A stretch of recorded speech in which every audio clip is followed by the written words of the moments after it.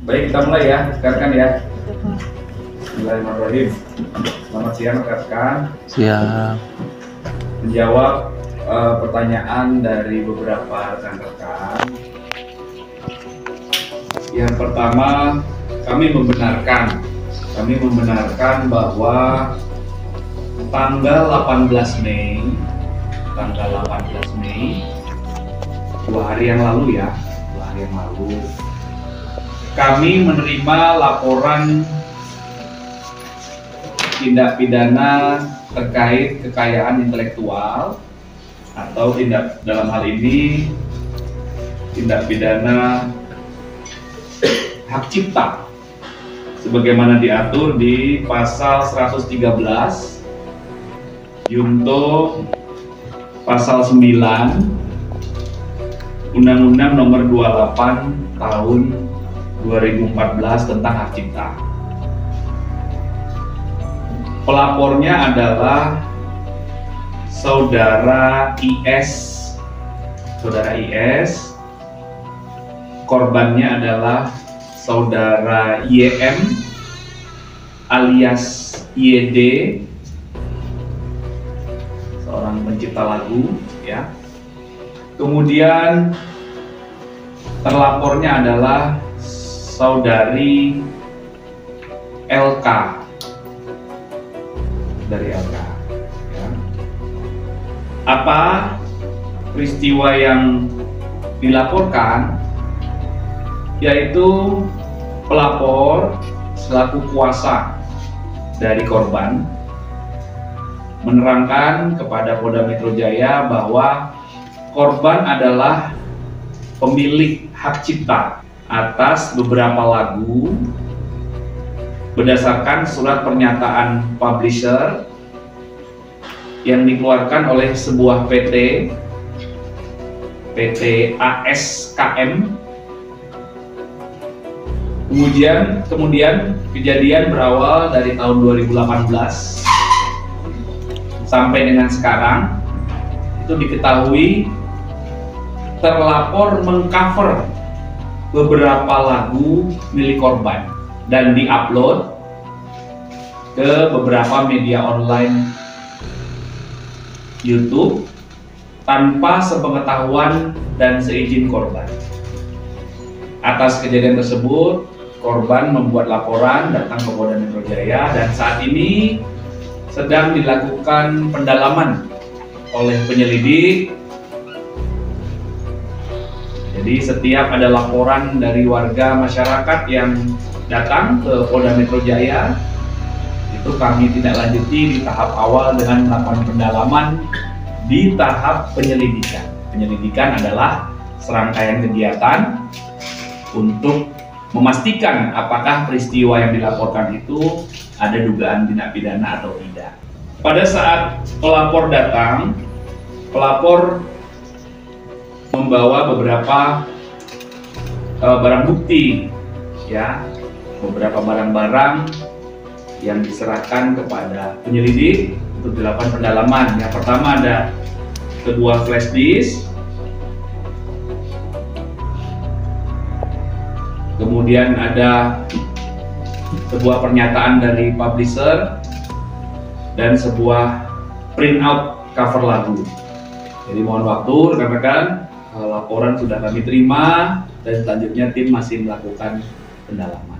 Ya, itu yang pertama adalah ada pertanyaan. Pak, tanggal berapa Pak dilaporkan? Dilaporkan, maaf, tanggal 18 Mei tadi saya. Tanggal 18 Mei 2025. Profesi anggaran Pasal Ya, saya baik. Tadi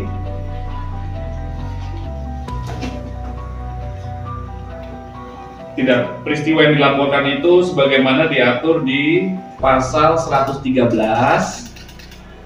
junto pasal 9 Undang-Undang Nomor 28 Tahun 2014 tentang hak cipta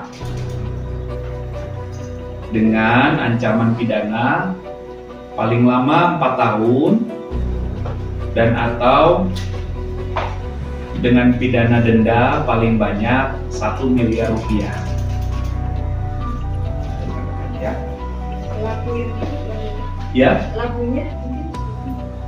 nanti itu merupakan bagian yang didalami. Ya, kami di tahap awal ini menjelaskan, membenarkan bahwa kami sudah beri laporan, siapa pihak yang melaporkan, siapa korbannya, kemudian siapa yang dilaporkan atau terlapor, kemudian peristiwa apa yang dilaporkan. Ya. Profesi LK sebagai apa kan? Terlapor. Ini tidak disebutkan ya. Nyanyi dangdut Tidak disebutkan. Tidak disebutkan ya profesinya. Oke. Di laporannya. Oke, rekan? Cukup ya. Yang kedua,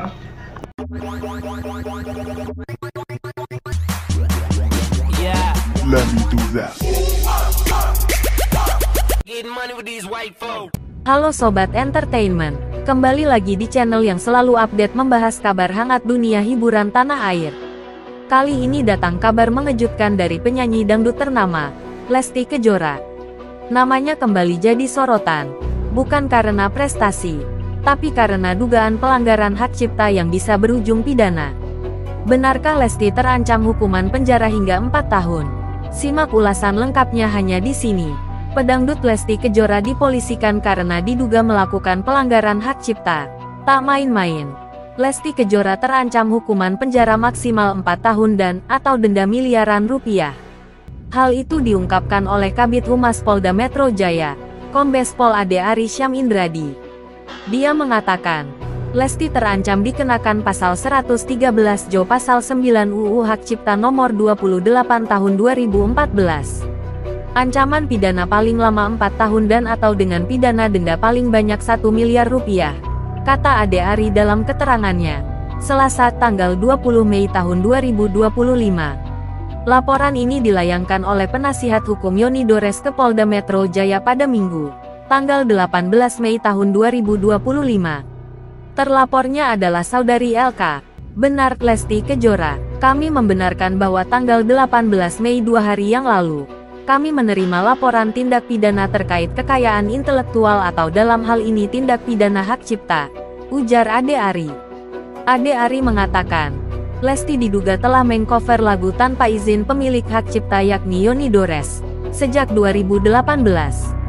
Lesti kemudian mengunggahnya ke akun YouTube.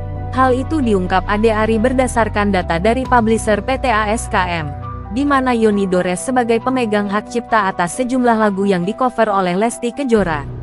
Korban adalah pemilik hak cipta atas beberapa lagu berdasarkan surat pernyataan publisher yang dikeluarkan PT ASKM.